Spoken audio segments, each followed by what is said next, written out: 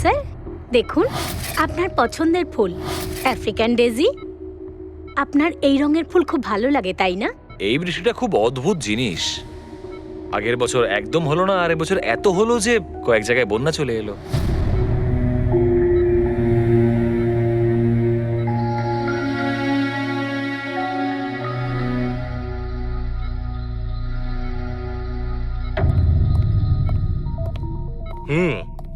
বাবা, তোমার এই স্টুডেন্টরা তাদের ভালোবাসায় তোমাকে বিগড়ে দিচ্ছে খালি, তাই না? তোমার তো খুব ভালোই লাগছে। জিজ্ঞাসা করা যাক, কি হলো বলো?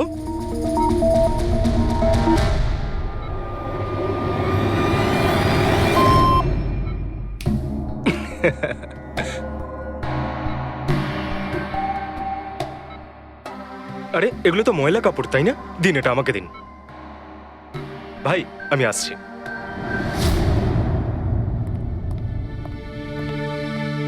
স্যার এখন কেমন আছেন? ভালোই আছে, আর আগের থেকে বেটার রয়েছে। আর সেটা শুধুমাত্র তোমাদের জন্যই সম্ভব হয়েছে। যদি তোমরা এখানে রোজ না আসতে, তাহলে হয়তো উনি সুস্থ হতে পারতেন না। আরে দাদা, এভাবে বলো না। স্যার তো আমাদের কাছে মা বাবার থেকেও বড়। একদম ঠিক। আর আমরা জীবনে যা কিছু শিখেছি সবকিছু স্যারের জন্যই হয়েছে। হ্যাঁ, এইভাবে তোমরা যদি আমাদের পাশে এসে না দাঁড়াতে, হয়তো আমরা দুজন এইভাবে বাবার দেখাশোনা করে উঠতে পারতাম না।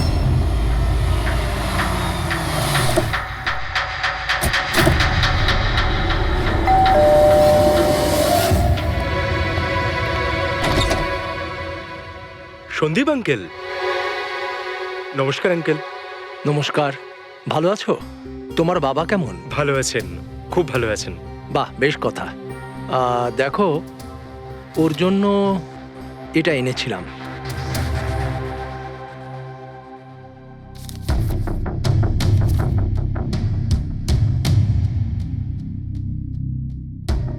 আঙ্কেল, 25 লাখ টাকার check?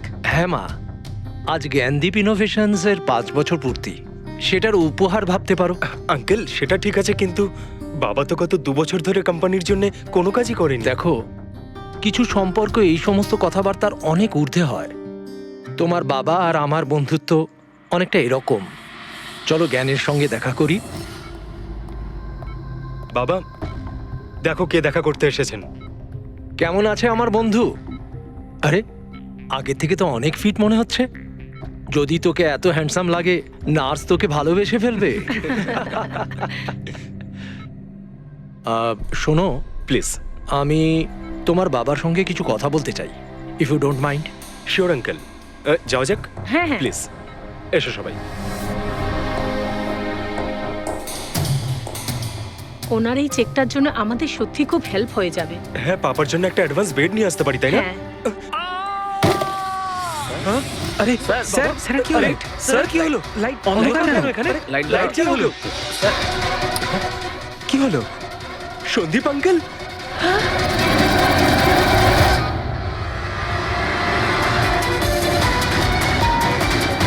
I think he is dead. Gyan sir, আপনি ঠিক আছেন তো? এই ছুরিটা ক্যান্সারের হাতে?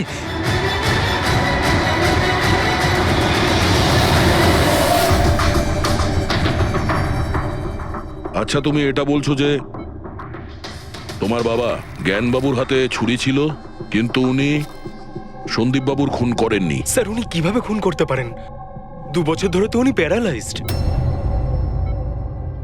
ওনার সিএলআইএস হয়েছে। Complete locking syndrome. হ্যাঁ স্যার, এই পরিস্থিতিতে শরীরের কোনো অংশই কাজ করে না, এমনকি চোখের পাতা পর্যন্ত পড়ে না। ওনার প্যারালাইসিস হলো কি করে? স্যার 2 বছর আগে বাবার একটা অ্যাক্সিডেন্ট হয়েছিল। অদ্ভুত ব্যাপার। 2 বছর আগে ওনার অ্যাক্সিডেন্ট হয়েছিল, তখন থেকে উনি বিছানায়। তাহলে ওনার হাতে ছুরি এলো কি করে? স্যার, এটা অসম্ভব। খুন জ্ঞান স্যার নয়, অন্য কেউ করেছেন। আরে কিন্তু ছুরি তো ওনার হাতেই ছিল। হয়তো খুনি এই কাজটা করেছে।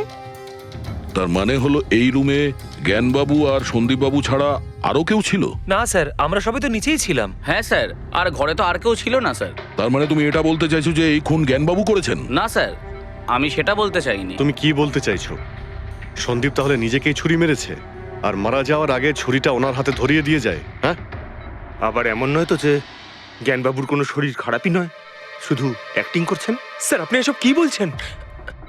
যেটা আপনি শুনলেন যদি আপনার কোনো আপত্তি না থাকে আমরা আপনার বাবাকে আরেকবার চেক করতে চাই। করুন আপনি। আমরা কি মিথ্যা বলছি নাকি? দেখে নিচ্ছি।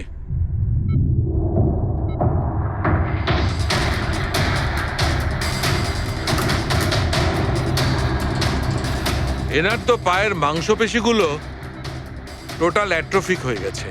তার মানে? মানে এক কথায় বলতে পারো যে পায়ের মাংসপেশিগুলো একদম ওই শিথিল হয়ে গেছে। উনি যদি চানও তাহলে 1 ইঞ্চিও এই খাট থেকে নড়তে পারবেন না। স্যার, এবার তো আপনাদের বিশ্বাস হয়েছে তাই না, যে আমার বাবা নাটক করছে না? এটা তো একদম শিওর যে ওই সময় তৃতীয় কেউ ছিল এখানে। আচ্ছা, এই উনি আবার জানালা দিয়ে আসেনি তো? পঙ্কজ, ফ্রেডি, তোমরা জানালার আশপাশটা ভালো করে চেক করে দেখো তো কোনো প্রমাণ পাওয়া যায় কিনা। স্যার, অদ্ভুত ব্যাপার, প্রথমবার এইরকম হলো যে খনির সাক্ষী এখানে রয়েছে কিন্তু সাক্ষ্য দিতে পারবেন না। সেটা পাওয়া যেতে পারে স্যার, সাক্ষ্য কি করে পাবো? এই মেশিনের সাহায্যে, যার নাম হলো BCI, ব্রেন কম্পিউটার ইন্টারফেস। এই মেশিনটা প্যারালাইজড পেশেন্টদের অনুভবগুলোকে বুঝতে সাহায্য করে। অদ্ভুত ব্যাপার, এটা কি সম্ভব? নিশ্চয়ই সম্ভব স্যার। স্যার, এই মেশিনটা রক্তের অক্সিজেন ফ্লোকে বুঝে নিয়ে পেশেন্টের অনুভবগুলোকে ব্যক্ত করে দেয়। একটু ভালো করে এক্সপ্লেন করো দেখি। স্যার আমি বলছি, এই মেশিনটা মাথার ভিতরে রক্ত প্রবাহকে ডিটেক্ট করে, তারপর এটা ক্যালকুলেশন করে যে আলাদা আলাদা পরিস্থিতিতে আলাদা আলাদা প্রশ্ন করলে তার উত্তরে মস্তিষ্কের ভিতরে রক্ত প্রবাহ কেমন হচ্ছে। ও, আর এই রক্তের মাত্রা এইটা বলতে পারবে যে ওই সময় এই মানুষটা কি ভাবছিল, এর মনের মধ্যে কি চলছিল। Exactly. Good, very good. Freddie sir, এখান থেকে উপরে যাওয়ার কোনো রাস্তা নেই। সে আমি জানি। এই পাইপটা দেখ, খুনি এই পাইপটা বেয়েই উপরে উঠেছিল, খুন করে এই পাইপটা ধরেই বেয়ে নিচে নেমে গেছিল। আর ওই ভাঙা টপটা দেখতে পাচ্ছিস, ওইটার উপরই পড়ে দৌড়ে পালিয়েছিল। চলুন স্যার, নিচে গিয়ে দেখি। চল। আমার বাবা অ্যাক্সিডেন্টের আগে এই টেকনিকটাকে আরো এগিয়ে নিয়ে যেতে চেয়েছিলেন। বাবা সবসময় এটা বিশ্বাস করতেন যে বিজ্ঞানের কাছে সব প্রশ্নের উত্তর রয়েছে, প্রয়োজন শুধু চোখ খুলে সমাধানটা খুঁজে বের করা। আপনার বাবা একদম ঠিক কথা বলতেন। হ্যাঁ স্যার, জ্ঞান স্যার চেয়েছিলেন যে বিজ্ঞানের জন্য তারা চোখে দেখতে পাক যারা দৃষ্টিহীন, যারা শুনতে পায় না তারা যেন শুনতে পায়। মানুষের উপকার করতে চেয়েছিলেন জ্ঞান স্যার। আর নিয়তির খেলা দেখুন, আজ ওনারই আবিষ্কার ওনাকে সাহায্য করছে, যেটা একদিন ওনার অনেক বড় স্বপ্ন ছিল। ঠিকই বলছেন স্যার, টপটা তো ভাঙা। আর এই দেখ, পায়ের এই ছাপগুলো দেখ, খুনি এই পথেই পালিয়েছিল। স্যার, এখানে দেখুন, রক্ত স্যার। তার মানে পঙ্কজ, ঘরের ভেতর আরো কেউ ছিল যে সন্দীপ বাবুকে খুন করেছে। রক্তের এই স্যাম্পলটা নিয়ে ফরেন্সিক ল্যাবে যাওয়া যাক। আচ্ছা, এই জ্ঞানবাবু BCI এর সাহায্যে কি কথা বলতেন? যেরকম ওনার যখন খিদে পেত উনি সেটা বলতেন, যদি ওনার বেড প্যানের প্রয়োজন হতো সেটাও বলতেন, এমনকি বাবা ওটা দিয়ে দাবাও খেলতেন স্যার। কি দাবা খেলতেন?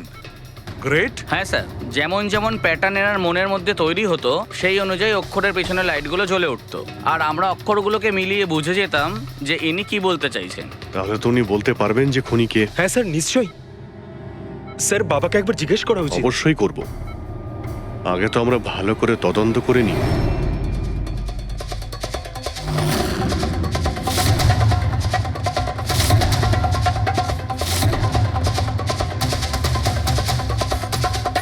সারিকা, ছুরির মধ্যে কিছু পেলে? শুধু মিস্টার জ্ঞানের আঙুলে ছাপ পাওয়া গেছে, আর কারোরই নয়। তাহলে হতে পারে খুনি গ্লাভস পরেছিল স্যার খুন করার সময়। তার মানে খুনি জানলা দিয়ে ঘরের ভেতরে আসে, ও সন্দীপকে মারে, আর সেই ছুরিটা জ্ঞানের হাতে ধরিয়ে দেয়, আর তারপর লোকেরা এই রুমে আসার আগেই ও জানলা দিয়ে পালিয়ে যায়। স্যার, এটাও তো হতে পারে যে খুনি কোনো বাড়ির লোক। না পূর্বী, রুমে যতগুলো লোক ছিল স্যার, তাদের কারোর শরীরেই চোট বা আঘাতের চিহ্ন ছিল না স্যার। আর ওই শুকিয়ে যাওয়া রক্ত, ওটা কোনো বাইরের লোকেরই। একটা কথা বুঝতে পারছি না দয়া, যদি খুনি বাইরের লোক হয় তাহলে এটা কি করে জানলো যে সন্দীপ জ্ঞানের সঙ্গে দেখা করতে আসবে? 10 মিনিট আগে সন্দীপ পৌঁছে যায় আর তারপর ওর খুন হয়ে যায়। স্যার, এমন মনে হচ্ছে যে হতে পারে এই খুনি সন্দীপ বাবুকে ফলো করছিল, আর যখন সন্দীপবাবু তার পুরো দিনের শিডিউল বানাচ্ছিল, হতে পারে কোনোভাবেও জেনে গেছিল যে বিকেল বেলায় সন্দীপবাবু জ্ঞানবাবুর সঙ্গে দেখা করতে যাচ্ছেন। সে ঠিক আছে, কিন্তু এরা দুজনেই সন্দীপ আর জ্ঞানবাবু কথা বলবে সেটা কি করে জানলো? স্যার, এটাও হতে পারে যে খুনি জানতো না, আর যেহেতু ও ওকে ফলো করছিল, যেই সুযোগ পেয়েছে রুমে ঢুকে ওকে মেরে দিয়েছে। দয়া নিশ্চয়ই ওর সঙ্গে কোনো শত্রুতা ছিল এই সন্দীপের ওপর, সেই জন্যই তো খুনি পিছু না ছাড়েনি। আর বস, যার সঙ্গে এই সন্দীপ বাবুর শত্রুতা ছিল তার প্লাস্টিক অ্যানিমিয়া ছিল। ও আচ্ছা, এই জিনিসটা আসলে কি স্যার? পঙ্কজ, এটা একটা খুব রেয়ার ডিজিজ। এই অসুখটা খুব কম লোকের হয়। এতে মানুষের বোন ম্যারো আর বোন ম্যারো স্টেম সেলস ধীরে ধীরে নষ্ট হতে থাকে। রক্তের লোহিত রক্তকণিকা, শ্বেত রক্তকণিকা আর প্লেটলেটস সব ধীরে ধীরে নষ্ট হতে থাকে। যদি এই রোগটা রেয়ার হয় তাহলে খোঁজ নেওয়া খুব একটা কঠিন হবে না যে শহরে কতজন লোক আছে যাদের এই ধরনের রোগ আছে। এই প্লাস্টিক অ্যানিমিয়া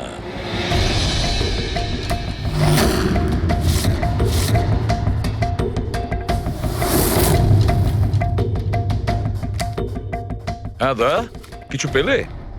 হ্যাঁ স্যার, এই শহরে সব মিলিয়ে ৪৫ জন লোক আছে যারা এই রেয়ার অসুখে ভুগছে স্যার। তাদের মধ্যে ১৬ জন তো দেশেই নেই। তার মানে বাকি রইল ২৯। তাদের মধ্যে ১৪ জন এমন লোক আছে যারা বয়স্ক, মানে উঁচু ব্যালকনি থেকে লাফাতে পারবে না। বাকি রইল ১৫। তাদের মধ্যে ৭ জন বাচ্চা আছে যাদের বয়স ১২ বছরের কম। তাহলে বাঁচলো ৮ জন।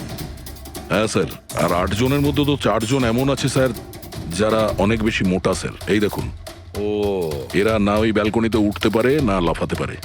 অসম্ভব স্যার। তার মানে দয়া, আমাদের কাছে সাসপেক্ট ৪ জন। ৪ জন সাসপেক্ট। হ্যাঁ স্যার। নাম কি তাদের? স্যার, লীলা, রমেশ, সুনীল আর হেমন্ত।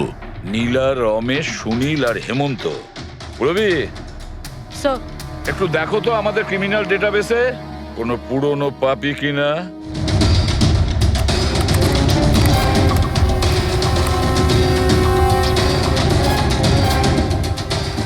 পেয়ে গেছি, রমেশ। চুরি, ছিনতাই, তাছাড়া লোকেদের মেরেওছে। থাকে কোথায় সে? সরোজনগর চল। নিয়ে এসে একে।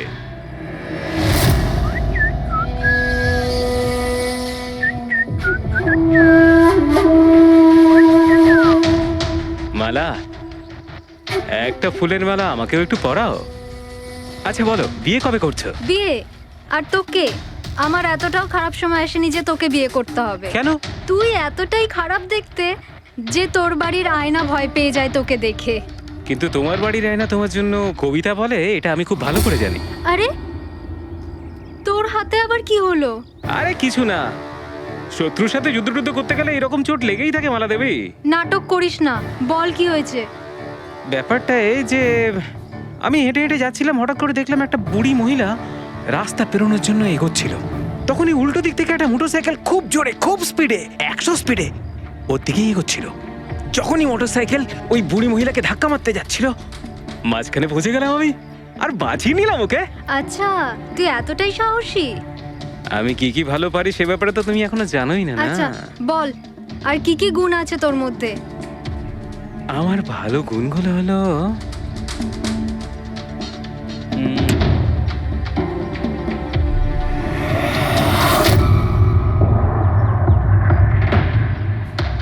কি হলো?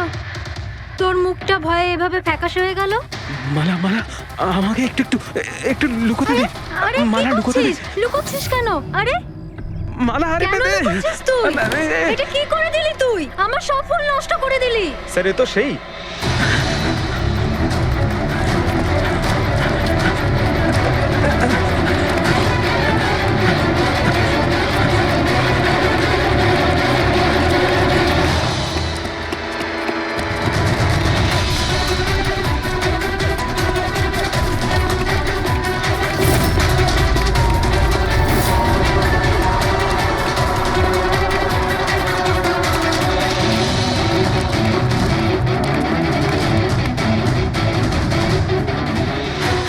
পালিয়ে গেছে মনে হয় স্যার।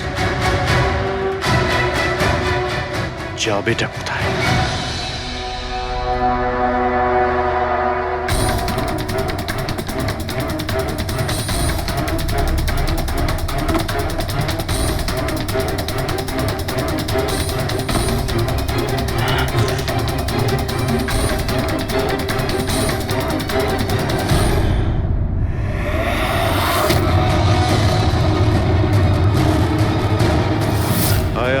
তোরই বাড়ি এটা?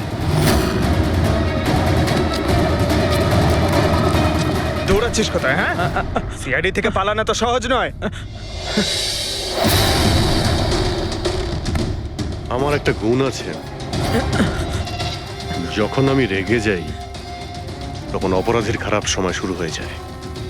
এর তো খারাপ টাইম শুরু হয়ে গেছে স্যার। এসব কোথা থেকে নিয়ে এসেছিস? হ্যাঁ, আনিনি স্যার, নিজে বানিয়েছি। এই মেশিনটা তুই বানিয়েছিস? দেখে তো মনে হচ্ছে চাও ঠিক করে বানাতে পারিস না, মেশিন বানিয়েছিস। কোথা থেকে চুরি করেছিস? না স্যার, আমি চুরি করিনি। শুধু চুরি করিসনি, খুনও করেছিস তুই। খুন? কার sir? D117 MG road, Sundarnagar. এখানে গেছিলি তো তুই? তোর হাতে আঘাত লেগেছে না? তোর এই রক্ত আমরা ওখানে পেয়েছি। আমার ছিল না স্যার। তোরই ছিল। তুই যে হসপিটালে ট্রিটমেন্ট করিয়েছিলি সেখানেই ম্যাচ করে গেছে। মাঝার কোনো রাস্তা নেই? না, সোজা ফাঁসি। চুরির জন্য ফাঁসি দিয়ে দেবে? চুরি নয়, খুন, সন্দীপের খুন। না স্যার, আমি কোনো খুনই করিনি। আমি তো শুধু ওখানে চুরি করতে গেছিলাম। তুই একে খুন করিসনি? হে ভগবান, কি বিপদে পড়লাম। মায়ের দিব্যে বলছি স্যার, আমি কোনো খুন করিনি। আমি তো খবর পেয়েছিলাম যে ওখানে একটা লোক থাকে যার প্যারালাইসিস হয়ে গেছে। চুরি কোথায় করতে হবে সেটা ভালো করে জেনে নিয়ে আমি ওখানে শুধু চুরি করতে গেছিলাম। আমি ওখানে শুধু এই কারণেই গেছিলাম। আমি তোকে চিনিও না, কেন মারবো? কারণ সন্দীপ তোকে চুরি করার সময় দেখে ফেলে, তাই একটা অপরাধ লুকোতে গিয়ে আরেকটা করে ফেলেছিস। হ্যাঁ, এই কথাটা সত্যি স্যার, যে আমি ওখানে গেছিলাম আর সন্দীপ আমাকে দেখে চিৎকারও করেছিল। ওর চিৎকার শুনে আমি ভয় পেয়ে গিয়ে পালিয়ে এসেছিলাম। তাহলে তোর লাগলো কি করে? এটা যখন সন্দীপ চিৎকার করলো তখনই লাইট চলে গেছিল আর অন্ধকারে আমি নিচে লাফালাম। ওই লাফাতে গিয়ে চোট লেগে গেছে। ওই রুমের মধ্যে তুই ছাড়া সেই সময় আর কেউ ছিল না। তুই খুন না করলে কে খুন করবে? না স্যার, আমি ছাড়া অন্য কেউ ছিল ওখানে। কে?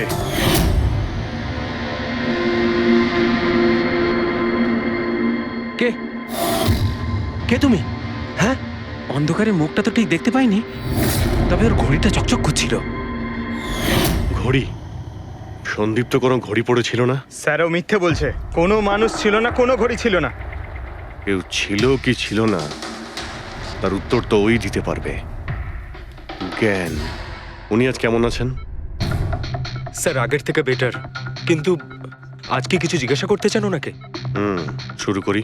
শিওর স্যার, কিন্তু আপনারা যা জিজ্ঞেস করতে চান একটু স্লোলি জিজ্ঞাসা করবেন স্যার, যাতে উনি আপনাদের এক একটা শব্দ বুঝতে পারেন স্যার। হ্যাঁ,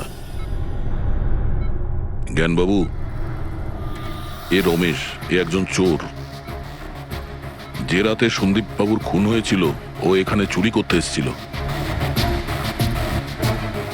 ও বলছে যে সেই রাতে এখানে অন্য কাউকে দেখেছিল।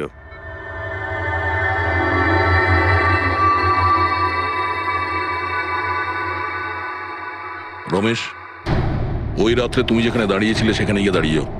হ্যাঁ স্যার, স্যার আমি এই দিক দিয়ে ঢুকেছিলাম আর এখানে এলাম, আর তারপরে আমি এদিকে দেখলাম, আর যখনই আমি এখানে পৌঁছালাম দেখলাম সন্দীপ ওখানে দাঁড়িয়ে আছে। আমি ভয় পেয়ে পেছন দিকে ঘুরলাম আর তখনই কারেন্ট চলে গেল। এখানে দাঁড়িয়েছিলে মানে উনি নিশ্চয়ই তোমাকে দেখেছেন।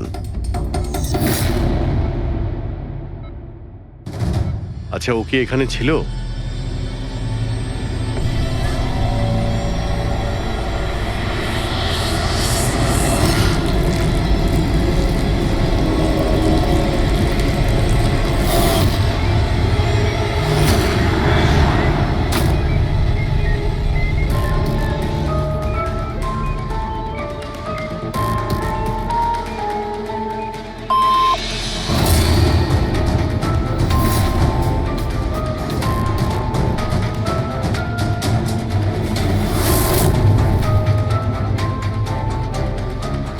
আচ্ছা, রমেশই কি খুন করেছিল?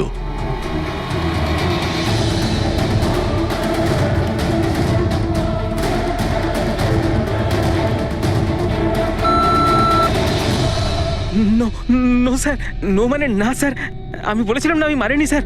হ্যাঁ ঠিক আছে, তুমি এদিকে দাঁড়াও। আচ্ছা আচ্ছা, আপনি এটা বলুন, আপনি কি খুনিকে দেখেছেন? আপনি চেনেন খুনিকে?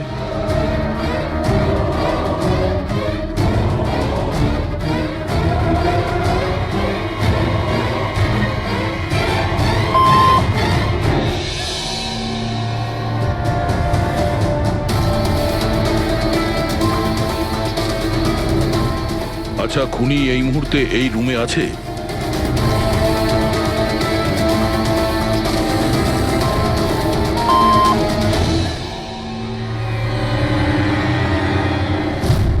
তার মানে খুনি আমাদের মধ্যে কেউ একজন। আপনার কোনো স্টুডেন্ট?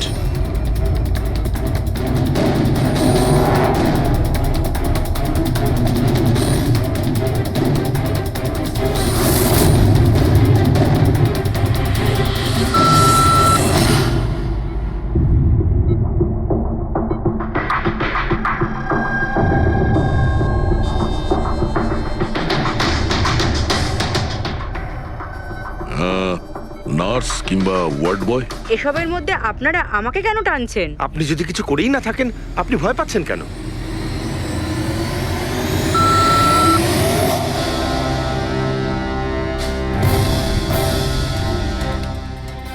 জ্ঞানবাবু, তাহলে শুধুমাত্র তো আপনার ফ্যামিলির লোকেরা আছে।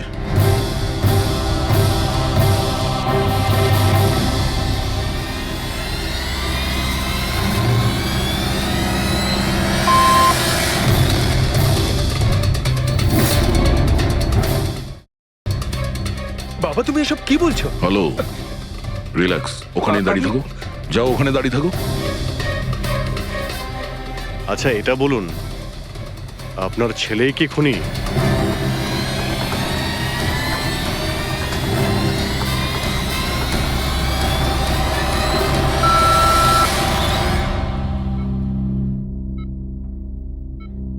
এখন তো শুধু আমিই আছি, কিন্তু আমি এই খুন করিনি। জ্ঞানবাবু, আচ্ছা জ্ঞানবাবু, রিনা খুনি?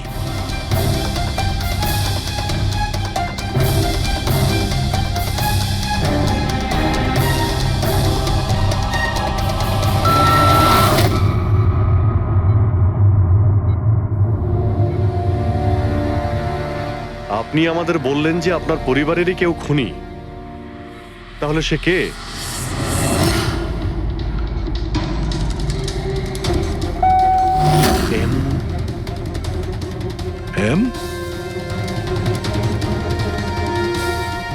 আপনাদের মধ্যে কার নাম এম থেকে শুরু হয়?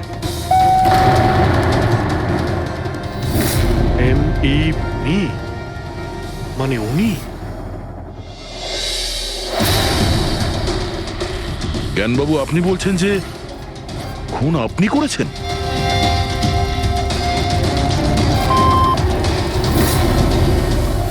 বুঝতে পারছি না ইনি কেন আমাদের সঙ্গে এরকম খেলা খেলছেন।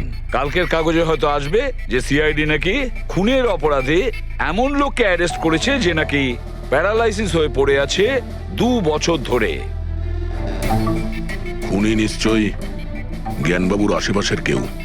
উনি ওকে বাঁচানোর চেষ্টা করছেন, জানি না কেন। সমস্ত অভিযোগ উনি নিজের মাথায় নিচ্ছেন। যদি সে আপন কেউ হয় তাহলে সেই ছুরি ওনার হাতে কেন দিতে যাবে? অন্য কারোর হাতে দিত, যাকে সহজেই বিশ্বাস করা যেত। আর কারোর ওপর যদি দোষ চাপানোরই হয়, তাহলে জ্ঞানবাবু ওকে বাঁচাচ্ছেন কেন, যখন এই সন্দীপ বাবু ওনার খুব ভালো বন্ধু, ভাইয়ের থেকে? এটাই তো, সব থেকে বড় বন্ধু, ভাইয়ের থেকেও বড় বন্ধু।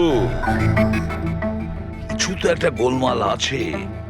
এ কি সত্যিই বন্ধু নাকি শত্রু? জ্ঞানবাবুর ছেলে বলছিল সন্দীপ বাবু ওনাকে 2 বছর ধরে টাকা পাঠাচ্ছিল, ওনার অসুখের সময় ওনার পাশে ছিল। তার উপরে স্যার, ঘটনার দিন সন্দীপ 25 লাখের চেক নিয়ে এসেছিল। ওনার ফ্যামিলি মেম্বার তো এটাই ভাববে যেটা দেখানো হয়েছে।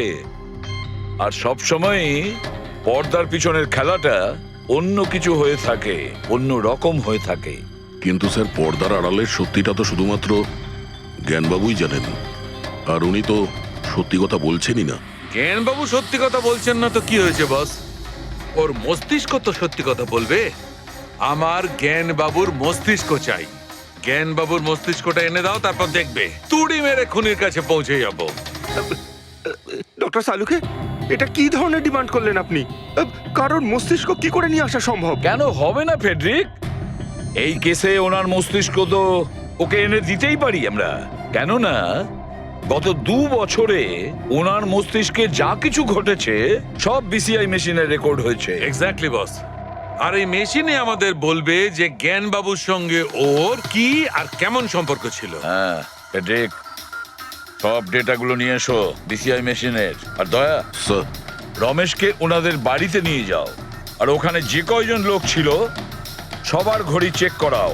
স্যার, এখনো আমাদেরকেই সন্দেহ করছেন? হ্যাঁ, আর ততক্ষণ সন্দেহ করব যতক্ষণ না আসল খুনিকে পাওয়া যায়। কিন্তু জ্ঞান স্যার তো বলেই দিয়েছেন আমরা সবাই নির্দোষ, তাও আপনারা।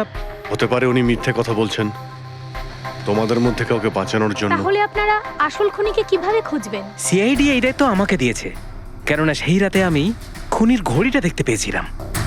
কিন্তু সেদিন তো ঘরে অন্ধকার ছিল, তুই ঘড়ি কি করে দেখলি? ম্যাডাম, এই পৃথিবীর বেস্ট চোর আমি। যে জিনিসের দিকে নজর দিই মাথায় পুরো কুষ্টি চেপে যায়। তাহলে দুনিয়ার বেস্ট চোর বাবু, কাজে লেগে যান।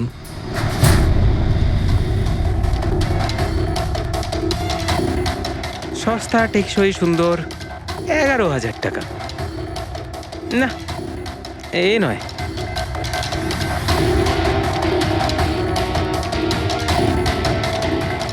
না স্যার, আপনি একটু হাতটা দেখাবেন?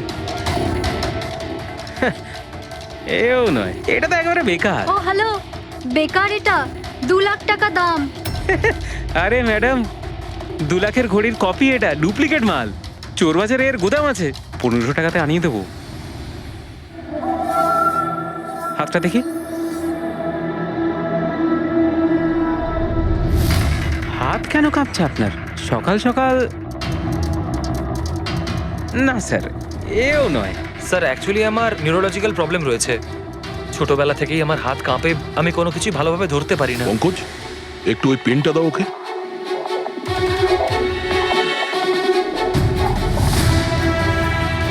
ঠিক করে ধরবেন আপনি। এ তো পেনটাও ধরতে পারছে না। স্যার, অ্যাকচুয়ালি জ্ঞান স্যার আমার এই প্রবলেমটাই সলভ করতে চেয়েছিলেন। উনি এর সাথে রিলেটেড রিসার্চও করছিলেন, কিন্তু হয়তো ভাগ্যের সম্মতি ছিল না এতে, আর জ্ঞান স্যারের গাড়ির অ্যাক্সিডেন্ট হয়ে গেল। ভরসা রাখো, এর কোনো না কোনো চিকিৎসা তো হয়েই যাবে। তুমি দেখো বাকিদের ঘড়িগুলো। না স্যার, এদের মধ্যে কারোর ঘড়িই নয়। কারোর কাছেই নেই? হতে পারে খুনির কাছে একের থেকে বেশি ঘড়ি আছে। ওই দিন ও যে ঘড়িটা পড়েছিল আজ ওটা পড়েনি। হায় ভগবান, আপনি এখনো সন্দেহ করছেন? পঙ্কজ, এই রমেশকে নিয়ে যাও। পৃথিবীতে যত ঘড়ি আছে, যত মডেলের রয়েছে, সবগুলো দেখাও ওকে। স্যার, যত ঘড়ি আছে, যত মডেল আছে, সব? তবেই তো জানা যাবে খুনি কোন মডেলের ঘড়ি পড়েছিল। এক মিনিট, একটু এদিকে আয়, এদিকে আয়।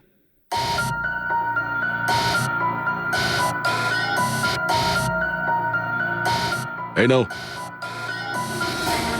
নিজের মানিব্যাগ সাবধানে রাখবেন যখন এই লোকটার সাথে আছে। হ্যাঁ, বলেছিলাম না পৃথিবীর বেস্ট চোর আমি।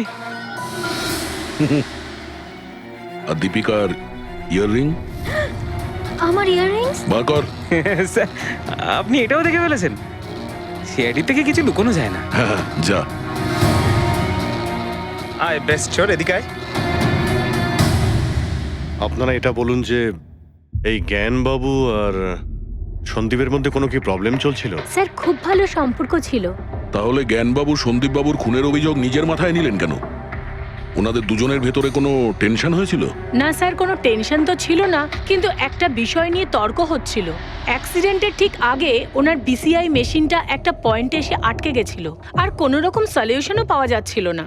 এই জন্য জ্ঞান স্যার সবসময় বিরক্ত থাকতেন আর খুব রাগও করতেন। হ্যাঁ স্যার, যখন সন্দীপ আঙ্কেল বাবাকে বলেছিলেন যে আপনি চিন্তা করবেন না, দেখবেন সব ঠিক হয়ে যাবে, তখন বাবা ওনার উপরও রেগে গেছিলেন। হ্যাঁ স্যার, এর জন্য হয়তো উনি জোরে গাড়ি চালাচ্ছিলেন আর অ্যাক্সিডেন্টটা হয়ে গেছে। এক মিনিট। যদি এই অ্যাক্সিডেন্টটা বিসিআই মেশিন তৈরি হওয়ার আগেই হয়েছিল, তাহলে এই বিসিআই মেশিনটা কাজ করছে কি করে? স্যার, সন্দীপ আঙ্কেল সেটা কমপ্লিট করেছিলেন। সন্দীপ বাবু? কিন্তু উনি তো কোনো সায়েন্টিস্ট ছিলেনই না। হ্যাঁ, কিন্তু জানি না স্যার, সন্দীপ আঙ্কেল ওই মেশিনের সব সমস্যাগুলো ঠিক করে দিয়েছিলেন স্যার। আর বাবার অ্যাক্সিডেন্টের 1 মাস পরেই ওটা কাজ করতে শুরু করে দেয়, আর প্রজেক্টও সাকসেসফুল হয়েছে স্যার। অদ্ভুত ব্যাপার, এটা কি করে হতে পারে? একজন নন সায়েন্টিস্ট এরকম কমপ্লিকেটেড মেশিন কি করে চালু করতে পারে, যেটা ওনার মতো বৈজ্ঞানিকই শুরু করতে পারেননি? বোধহয় আন্দাজি করে ফেলেছিলেন।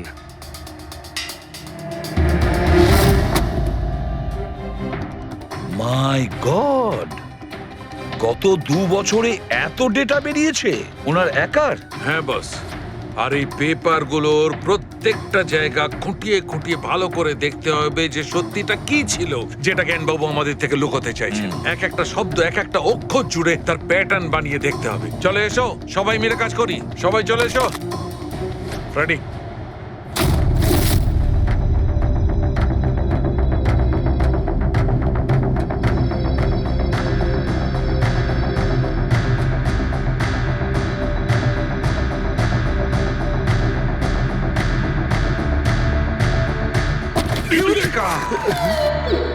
কি হলো স্যার? কি পেলেন? জানতে পারা গেছে যে আসলে ওই রহস্যটা কি, আর এই রহস্যে আছে একটা ভিলেন। জানতে পেরেছি যে জ্ঞানবাবু কিভাবে একটা একটা অক্ষর জুড়ে এই ঘটনাটাকে ব্যাখ্যা করেছেন। অক্ষর, অক্ষর থেকে তৈরি শব্দ, আর শব্দ থেকে তৈরি বাক্য, সেন্টেন্স। না জানি কত সময় লেগেছিল ওনার পুরো ঘটনাটা, পুরো সত্যিটা এভাবে বলার জন্য। হ্যাঁ বস, কম করে 6 মাস। আর সেটা তখন শুরু হয়েছিল অ্যাক্সিডেন্টের ঠিক আগে। আজকের পর থেকে এই কোম্পানিতে তুমি সাইলেন্ট পার্টনার, আর তোমার লাভ শুধুমাত্র 5% হবে, আর তার থেকে বেশি তুমি 1 টাকাও পাবে না।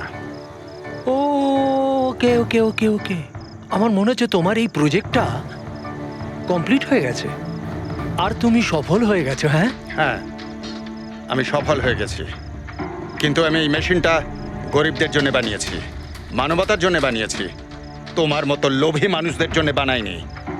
আজকের পর থেকে আমরা একসাথে কাজ করব না। আমি যাচ্ছি, কফির জন্যে বৌদিকে ধন্যবাদ জানিয়ে যাচ্ছি।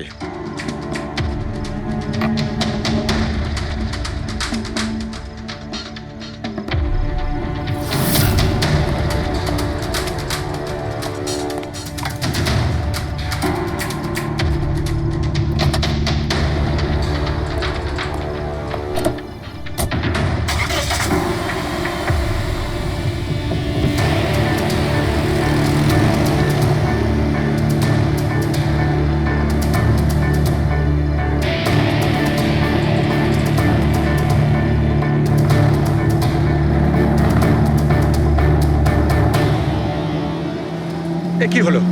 হঠাৎ করে গাড়ি ব্রেক ধরছে না কেন? ব্রেক ছুঁয়ে কি হলো?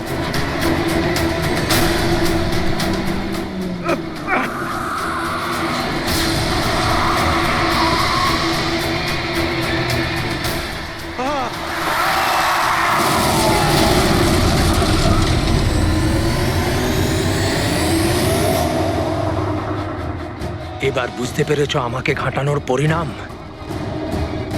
আমাকে তুমি 5% দিতে যাচ্ছিলে, তাই না?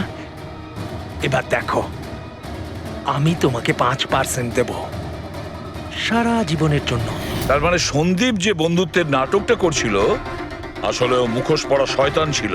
আর স্যার, যদি পুরো ডেটা এই কাগজে লেখা থাকে তার মানে হলো জ্ঞানবাবু এই কথাটা নিজের মনে রাখেননি, কাউকে না কাউকে সন্দীপবাবুর আসল উদ্দেশ্যটা বলেছেন।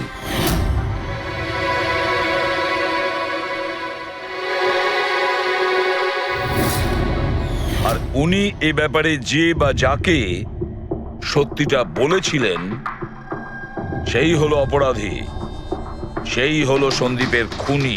কিন্তু স্যার, যদি খুনি জ্ঞানবাবুর হয়ে প্রতিশোধ নিতে চাইতো, তাহলে খুনি ছুরিটা জ্ঞানবাবুর হাতে কেন ধরালো? ওনাকে ফাঁসাতে চাইছিল? না পুরবি, আমার তো মনে হয় না।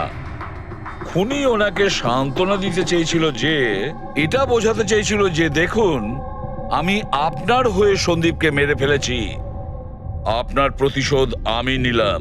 আর তাকে বাঁচানোর জন্য জ্ঞানবাবু পুরো অভিযোগ নিজের উপর নিয়ে নিয়েছেন। দয়া, খুনির কাছে পৌঁছানোর একটাই রাস্তা আছে, সেই ঘড়িটা, রিস্ট ওয়াচ, যেটা রমেশ দেখেছিল।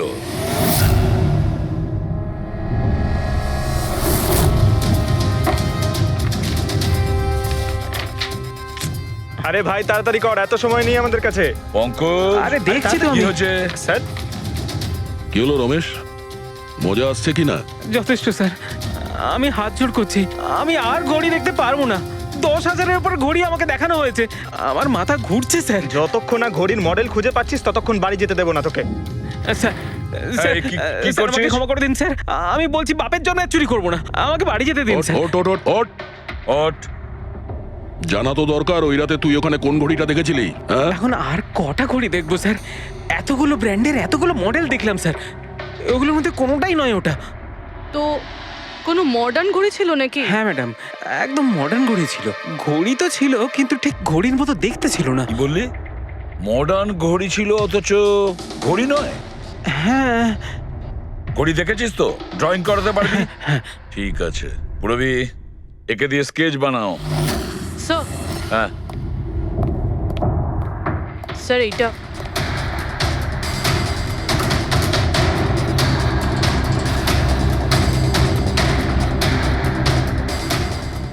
মাই গড, কি হলো? 1 মিনিট বস, একদম জ্যাকপট লেগে গেছে। রমেশ, এদিকে এসো। ওকে, মন দিয়ে দেখো, এই ঘড়িটাই ছিল। এটাই ছিল, একদম এটাই ছিল স্যার। এটা কিরকম ঘড়ি স্যার? চুরি করলে কত পয়সা পাবো? পয়সা নয়, টাকা পাবে, লাখ লাখ টাকা। এত দামি ঘড়ি এটা? ঘড়ি নয়, এটা স্যাটলা বলে একে, স্যাটলা। স্যাটলা? এবার খুনি কে সেটাও আমি বলতে পারি। কে এই খুনি? সে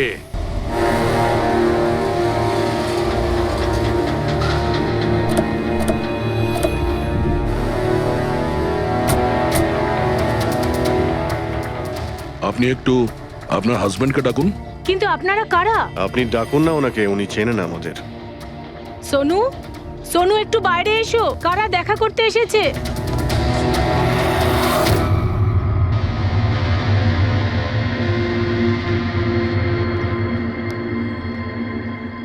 আপনারা এখানে কি ব্যাপার? এমনি এখান দিয়ে যাচ্ছিলাম, তাই ভাবলাম যে দেখা করে যাই। আমি এরকম কথা আগেও শুনেছি। দেখা করে যাই না, তোমাকে গ্রেপ্তার করে নিয়ে যাই। গ্রেপ্তার? কিন্তু কিসের জন্য? আপনার স্বামী সন্দীপকে খুন করেছে। স্যার, আমি আপনাদেরকে বলেছিলাম তো, এই দেখুন, আমি ঠিক করে জলটাই খেতে পারি না, কারোর মার্ডার কি করে করব? খুন তো করেছো, আর তুমি এই হাত দিয়েই করেছো। কোথায় সেই সেটলা ওয়াচ? হ্যাঁ, ঘড়ি কোথায়? স্যার, আপনারা কোন ঘড়ির কথা বলছেন আমি কিচ্ছু জানি না। এক্ষুনি তুমি জানতে পারবে কোন ঘড়ির কথা বলছি। ফ্রেডি, পঙ্কজ, ঘরের তল্লাশি নাও। পঙ্কজ, উপরে যা, আমি বেডরুমটা দেখছি।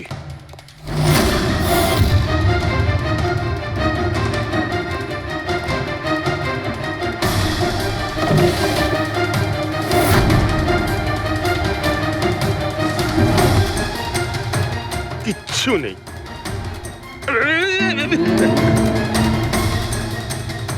কি ফুটলো? স্যার, স্যার, বালিশটার মধ্যে কিছু একটা আছে। বালিশের ভেতরে?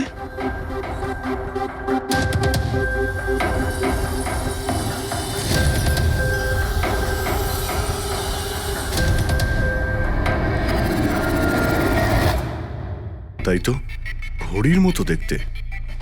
হ্যাঁ। এই ঘড়িটা কার? আর এই বালিশের ভেতরে কি করছে? আমি কি করে জানবো? যে দোকানদারের থেকে বালিশটা কিনেছিলাম তারই হবে। পড়ো এটা।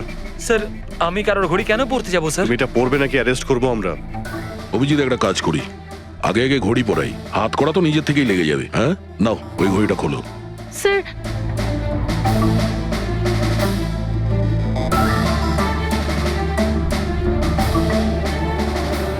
আরে বাহ, দেখো এর হাত কাঁপা বন্ধ হয়ে গেছে।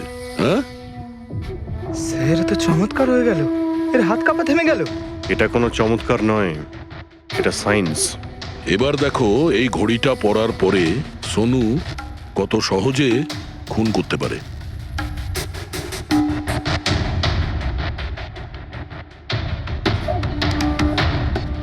স্যার, কিন্তু এই ঘড়িটা কাজ করে কি করে?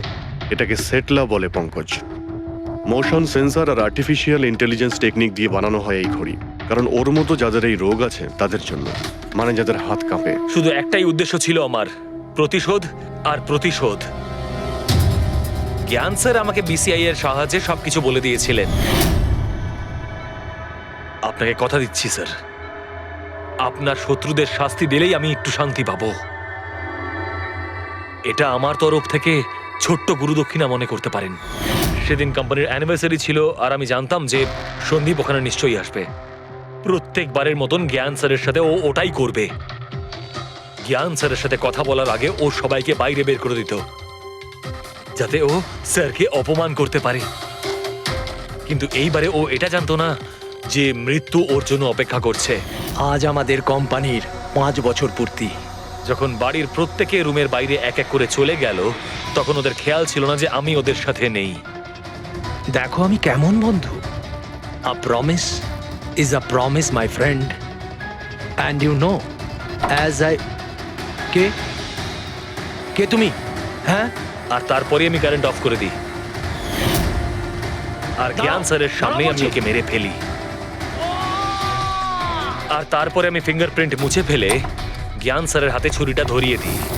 আর বাকিরা সবকিছু জানার আগেই আমি সবার মধ্যে দাঁড়িয়ে পড়ি। তুমি প্ল্যানটা তো ভালোই করেছিলে, কিন্তু কপালটাই খারাপ। রমেশ ওখানে আসে চুরি করতে, আর ও তোমার এই ঘড়ি দেখে নিয়েছিল। এমনিতেও স্যার কিছুই লুকিয়ে রাখা যায় না। রমেশ না এলেও আজ নয় কাল আমাকে আপনারা ধরেই ফেলতেন। তুমি যখন সবকিছুই বোঝো তাহলে এরকম অপরাধ কেন করলে? জ্ঞান স্যারের ঋণ শোধ করতে। এটা শুধু ঘড়ি নয়, আমার মতো মানুষের কাছে এটা নতুন জীবন, যে জীবনটা জ্ঞান স্যার উপহার দিয়েছিলেন। উনি আমাকে বিশ্বাস করিয়েছিলেন যে বিজ্ঞানের ক্ষেত্রে আমি এগিয়ে যেতে পারি। যেভাবে উনি তোমার সমস্যার সমাধান করেছিলেন, তুমিও সেরকম সমাজের ভালোর জন্য কোনো কাজ করতেই পারতে। কিন্তু তুমি আলোর দিকে যাওয়ার পরিবর্তে অন্ধকারের দিকে চলে গেলে। আর এমন অন্ধকূপে পৌঁছলে যেখানে আসার কোনো আলোই নেই। যদি কিছু থাকে, সেটা হলো শুধু ফাঁসির দড়ি।